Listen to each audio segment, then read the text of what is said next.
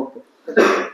આપણા જુનાગઢ જિલ્લામાં જુનાગઢ મહાનગરપાલિકા અને જુનાગઢ જિલ્લાની 6 નગરપાલિકાઓ અને વંથલી તાલુકો અને આપણા જુનાગઢ ગ્રામ્ય એની 2 તાલુકાની પેટા ચૂંટણી એમ આપણી કુલ ટૂંકમાં 9 સ્થાનિક સ્વરાજ્યની સંસ્થાઓની ચૂંટણી જાહેર થઈ હતી.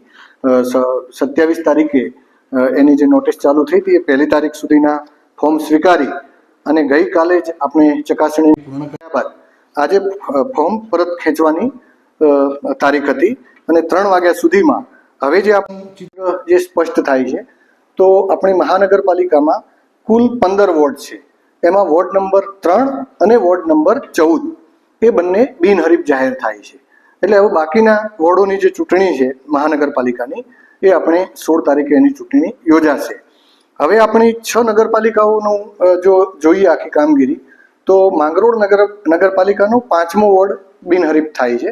એટલે એમાં એ 4 બેઠક બિનહરીફ જાહેર થઈ છે અને એની સામે બાંટવા નગરપાલિકાના કુલ 6 વોર્ડ હતા. એમાંથી 3 વોર્ડ અને એક બીજા નંબરના વોર્ડમાંથી 1 બેઠક એટલે કુલ 13 બેઠક આપણી બિનહરીફ જાહેર થઈ છે.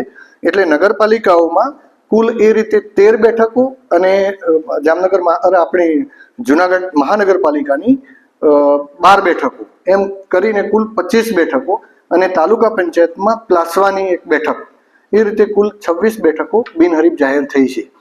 આપણે દરેક આ સ્થાનિક સ્વરાજ્યની સંસ્થાના જે મતદારો છે એમને હું ખાસ અપીલ કરું છું કે આપણું આ લોકશાહીનું પર્વ ગણાય ચૂંટણી, તો દરેક પોતાના કિંમતી મતનો ઉપયોગ કરે અને પોતાના જે કુટુંબીજનો છે એમના તમામ વ્યક્તિઓને ચૂંટણીમાં ભાગ લે અને મતદાન કરે.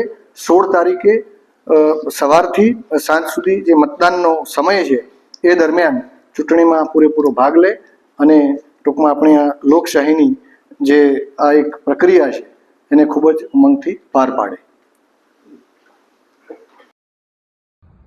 આજ રોજ જુનાગઢ જિલ્લાની બાટવા નગરપાલિકાની ચૂંટણીમાં 24માંથી 15 બેઠકો ભારતીય જનતા પાર્ટી તરફી બિનહરીફ થઈ ગઈ છે.